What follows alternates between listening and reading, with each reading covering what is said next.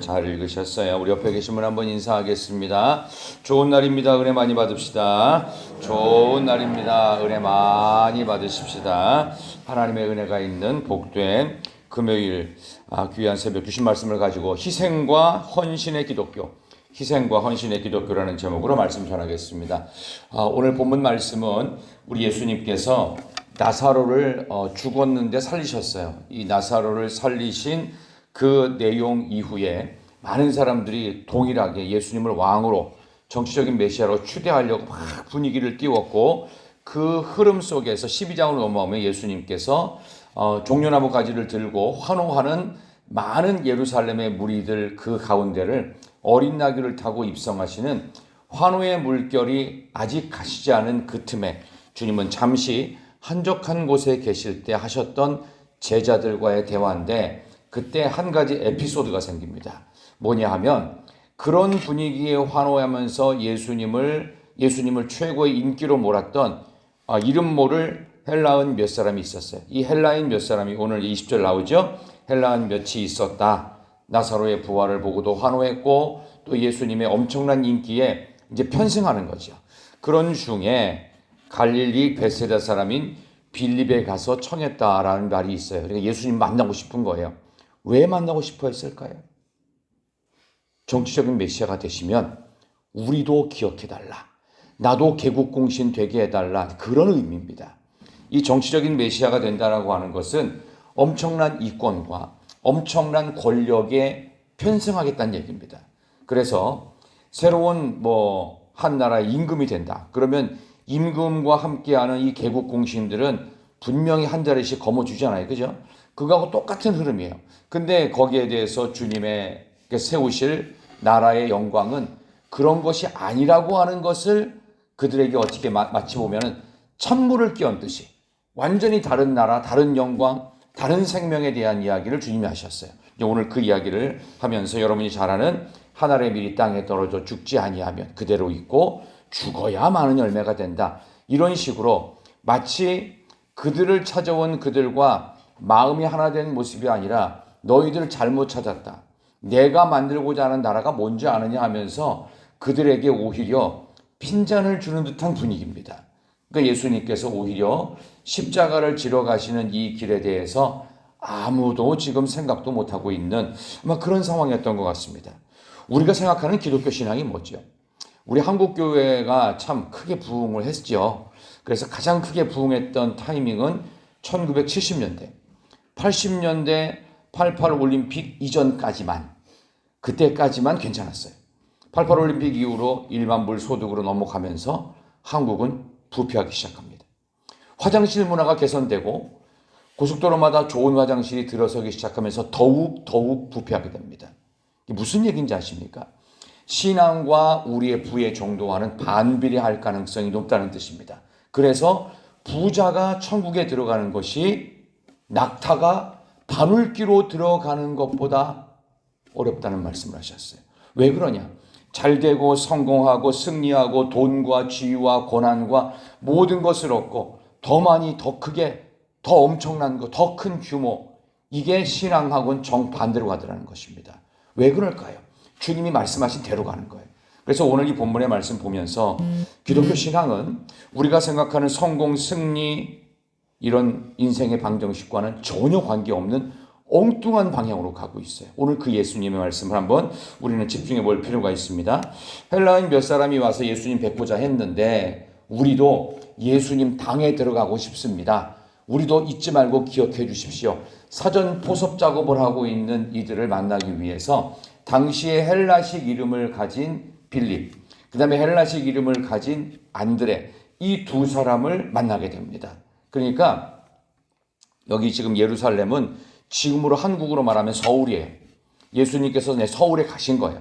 서울에 가가지고 정치적인 메시아가 되고 한 나라의 최고 군주가 되는 거예요. 그러니까 어떻게 해요? 지방에서 올라온 사람들이 같은 지방 사람끼리 이게 뭉친 거예요. 쉽게 말하면. 그러니까 경상도끼리 뭉쳤다, 전라도끼리 뭉쳤다 해서 헬라 사람들이 같은 헬라 이름을 가진 빌립, 안드레를 통해서 예수님을 만나기를 원한 거예요. 그러니까 그 줄을 잡는 거예요. 예수님의 제자 중에서 헬라파 제자들, 헬라파들, 이렇게 뭉친 겁니다. 쉽게 말하면. 자, 그렇게 가서 요청했던 그 내용들에 대해서 예수님이 답변을 하시는 거예요. 요청했던 내용은 지금 말씀하셨던 내용이라고 말씀드린 내용입니다. 예수님의 답변은 23절과 24, 25, 26 이 전부 다 보면 어떻게 보면 거꾸로 희생에 대한 이야기인데 한번 읽어보도록 하겠습니다. 예수님이 하신 말씀이 뭘까요? 23절에서 26절까지 예수께서 시작.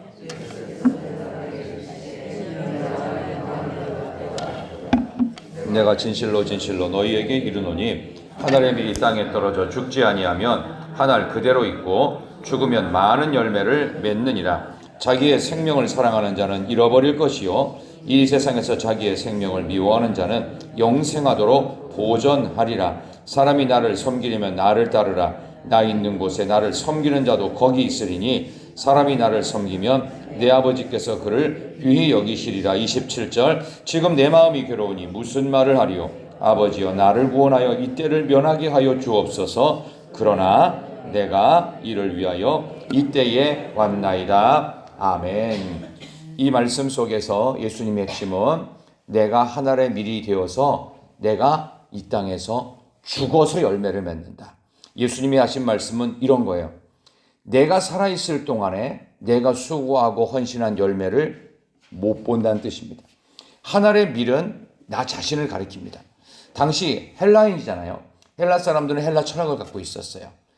아이라고 하는 나라고 하는 에고, 이 나라고 하는 것은요. 내가 있어야 모든 게 된다는 거예요. 내가 있어서 내가 살아있는 동안 내가 숨쉬는 이 동안 모든 영광 받아야 된다는 거예요. 그런데 예수님의 말씀은 뭐죠? 내가 죽어야 된다는 얘기예요. 하늘의 밀은 바로 나 자신을 가리킵니다. 그러니까 예수님이 하늘의 밀이 되셨듯이 여러분 한 분 한 분도 하늘의 밀, 내가 되는 거예요. 내가 땅에 떨어져 죽어야만 열매가 된다. 내가 사라진 뒤에 내가 죽으니까 사라진 뒤에 그 뒤에 열매로서 하나님께 영광이 되는 인생. 그러니까 어떤 인생이에요? 내가 지금 성공과 승리와 돈과 지위와 고난과 모든 것을 누리는 그런 나라 말고 내가 희생되고 내가 헌신하는 진정한 하나님의 나라. 하나님의 영광 뒤로 나는 숨어야 돼요. 자꾸 얼굴을 내밀면 안 돼요. 그러면 그 영광은 거기서 끝이에요. 영원한 하나님의 나라의 모습을 주님 만드시는 겁니다. 그래서 생명도 달라요. 25절에 자기 생명을 사랑하는 자는 푸시케입니다. 이건 뭐냐면 육신의 생명. 자기 육신의 생명을 사랑하는 자는 잃어버릴 것이고 이 세상에서 자기 생명 똑같이 푸시케요. 자기 육신의 생명을 미워하는 자는 영생하도록 보존한다. 영원한 생명, 이터널 라이프인데 이 영원한 생명은 조회, 영적 생명이에요. 지금 이 세상에서 나 자신이 존재감을 드러내는 그거 말고 저 영원한 나라를 소망하는 지금 나는 죽어지고 미랄이 되고 없어질지 모르지만 희생과 헌신의 하나님의 나라. 이것을 주님은 계속 강조하십니다. 자, 만약에 여러분이 예수님 당에 들어가고 싶고 예수님으로부터 잘 왔다, 잘 왔다. 내가 이 나라를 건설하는데 너희 같은 사람들이 필요하다. 너희들이 나의 한쪽에서 힘이 되어주면 내가 너희들과 함께 너희들의 미래는 내가 책임지겠다. 뭐 이런 얘기가 나와야 되거든요. 근데 그런 얘기가 안 나와요. 오히려 그들을 쫓아내는 듯한 얘기입니다. 너희들 뭘 원하느냐? 나는 죽어질 거야. 내가 죽어야 나서 죽고 나서 내가 사라진 뒤에 많은 열매를 맺는 그런 거. 너희들도 나처럼 같이 죽어야 돼. 그러니까 그들의 마음속에 어떤 생각이 들었을까요? 주님이 우리 말씀을 이해는 못하시나? 왜 저렇게 분위기 파악을 못하지? 왜 우리의 말을 못 알아듣지? 이런 식으로 하면서 여기 왔던 헬라인들, 빌립이나 안드레 나중에 예수님 십자가에 잡혀서 로마 군병에 끌려가실 때 어떻게 했어요? 다 도망갔어요. 헬라인들은 미리 도망갔어요. 우리가 알던 메시아가 아니야. 정치적인 메시아가 아니라 또 다른 메시아를 찾아야 되겠다라는 생각을 안 했을까요? 이게 남의 이야기일까요? 우리의 이야기도 될 수 있습니다. 헬라인들, 세상 사람들, 믿음 없는 자들의 인생의 성공은 나를 최대한 알리고 내 생애를 최대한 높이 올리고 나를 최대한 부하게 만듭니다. 부자들의 마지막 고백 뭔지 아십니까? 조금만 더, 조금만 더. 워렌 버핏이나 유명하게 성공했던 수많은 갑부들의 동일한 고백. 얼마나 더 벌고 싶으세요? 그러면 아유, 뭘 얼마나 더 벌어. 이만큼 더 많은데. 가 아니에요. 조금만 더. 조금만 더. 상상도 못하는 우리가 쉽게 말하는 뭐 20조, 30조가 아니에요. 이거 들어본 적도 없는 단어예요. 근데 그런 것들이 가득한 사람들의 마음의 소망은요. 그래도 조금 더. 그거 모아서 뭐 할 건지. 하나도 못 갖고 가는데. 바로 그런 것처럼 세상에서 패배는 없어야 되는 겁니다. 이게 세상적으로 성공하는 거예요. 근데 주님이 만드시는 주님의 나라, 주님이 원하시는 영적 성공은 그게 아니라는 겁니다. 성공과 승리의 방정식을 다 깨뜨리고 희생과 헌신으로 죽음으로써 얻는 영광과 승리와 성공. 참 아멘하기도 불편스러운, 그러면 아무것도 나한테 남는 게 없느냐? 있습니다. 내가 죽고 수많은 생명들이 남습니다. 바로 그런 일들이 많습니다. 우리 데이비 브레이너드라고 하는 분의 이야기를 마지막으로 하고 좀 마치려고 하는데요. 이분이 9살에 어머니 돌아가셨고요. 14살에 아버지 돌아가셨습니다. 그러니까 어린 시절에 이미 중학교도 들어가기 전에 부모님을 다 여의고 그다음에 어렵게 성장을 하게 됩니다. 그리고 나중에 예일대학교를 갔는데 예일대학교는 옛날에는 신학교였습니다. 근데 거기서 설교를 했는데 엉뚱한 설교를 했나 봐요. 쫓겨났어요. 게다가 그때 몸도 안 좋았어요. 그래서 자퇴원서를 내면서 그 학교에서 쫓겨납니다. 그리고 나서 그가 나중에 선교사를 가게 됐는데 선교사로 가가지고요. 거기서 몸이 좀 안 좋고 뭐가 좀 문제가 있어가지고 29살에 죽어요. 그러니까 죽는데 그냥 순교한 거예요. 그냥 선교지 가가지고. 그리고 남긴 게 아무것도 없어요. 누구를 전도했는지, 누가 어떤 실적 보고도 안 될 정도로 선교 실적 보고가 거의 없어요. 딱 책 한 권 남겼어요. 본인이 어떻게 선교사를 가게 됐는지 그 정도. 그러니까 아무것도 내용이 없어요. 29살에 허망하게 죽어버린, 세상 사람들은 죽어버렸는데 29살에 너무 짧게 선교지 가서 순교한 이 선교사였던 데이비 브레이너드를 보면서 도대체 저 사람의 인생에 대해서 당시에 미국 언론들은 참으로 허망하게 너무 짧게 단명했던 선교사로 그렇게 됐습니다. 그런데 그 사람이 여기 나오는 것처럼 너무 짧은 인생 가운데에서 죽었어요. 근데 아무 열매가 없는 것 같았어요. 그런데 그 일 이후로 미국은 선교의 황금기를 경험합니다. 어마어마한 선교사들이 계속 여러분이 이름만 들으면 알게 되는 리빙스턴 같은 사람들이 그의 책을 읽고 감동을 받고 엄청난 선교 부흥의 시기를 만들었는데 어떻게 됐다고요? 29살에 짧게 선교사 갔다가 거기서 죽어요. 허망하게 죽어버린 것 같았지만 오히려 죽음으로 더 많은 열매를 맺는 일들이 있었습니다. 이름 없이 죽어갔던 우리 신앙의 선배 교인들이 있었습니다. 그분들은 돌아가시면서 특별히 한 게 없어요. 자신의 재산을 헌납합니다. 헌납할 재산이나 있었겠어요. 조그만 단칸방 하나, 그거를 죽으면서 하나님께 드린. 제가 서울에서 목회할 때도 그런 권사님 한 분이 계셨습니다. 근데 그거 갖고 자식들하고 싸우지 않고 미리 사전에 유언을 하셨어요. 그래서 유언장도 가져오시더라고요. 내가 목사님 나중에 죽게 되면, 지금도 몸이 안 좋은데 언제 죽을지 모릅니다. 근데 죽게 되면 제가 장례 치르고 나서 모든 비용은 교회에 헌납하겠습니다. 그러니까 그분은 특별히 영향력이 있는 것도 아니고 교회 와서 기도밖에 한 게 없어요. 그리고 제가 몇 년 못 봤거든요. 근데 정말 그 이야기를 듣고 나서 얼마 전에 정말 돌아가셨습니다. 근데 그때 몇 천만 원인지는 기억은 안 나는데, 그리고 나서 자식들도 여러 명 있었거든요. 자식들이 나중에 좀 서운해 하더라고요. 저한테 와가지고, 그거 우리 좀 어려운데, 우리 뭐가 어려운데 하면서 우리 어머니는 그렇게 그런 거밖에 안 한다고 하면서 약간 툴툴거리면서, 그렇다고 어떻게 유언장이 있는데 그대로 집행을 했죠. 그런 모습들을 통해서 한국 교회는 건강해졌습니다. 보이지 않는 미랄 같은 헌신의 모습, 기독교 신앙은 희생과 헌신입니다. 우리가 생각하는 세상 속에서의 승리나 성공이나 돈과 권력을 탐하는 자리가 아니었습니다. 그래서 오늘 본문의 말씀을 좀 정리하는 의미에서 한 가지 말씀을 오늘 성경에서 드리면서 결론을 맺겠는데요. 31절 보십시다. 31절. 우리 주님의 말씀의 오늘 결론이라고 보겠습니다. 다 같이 31절 시작. 이제 이 세상에 심판이 이르렀으니 이 세상의 임금이 쫓겨나리라. 아멘. 이 세상에 심판이 맺는데 무슨 심판일까요? 세상적 성공과 승리와 그리고 잘남과 돈과 명예와 쾌락의 시대가 심판된다. 뭘 통해서? 예수님의 십자가 죽음을 통해서. 그래서 이 세상 임금들 뭡니까? 돈입니다. 만몬의 신이죠. 쾌락의 신입니다. 권력의 신입니다. 이런 것들이 심판 때 이를 것입니다. 그리고 이 세상의 임금들이 쫓겨난 그 자리에 예수님의 희생과 헌신의 기독교 신앙, 십자가가 우뚝 솟을 것입니다. 나는 죽어질 것이지만 그 이후에는 많은 열매가 맺혀지는 진정한 기독교 신앙이 저와 여러분의 신앙이 되어야 될 줄로 믿습니다.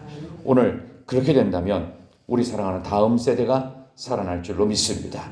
오늘 우리 중고등부, 우리 사랑하는 학생들과 또 중고등부 겨울 수련회를 떠나게 될 텐데 떠나면서 1박 2일의 시간을 잘 보내고 올 수 있도록 우리 중고등부 학생들에게도 이 세상 임금이 쫓겨나야 됩니다.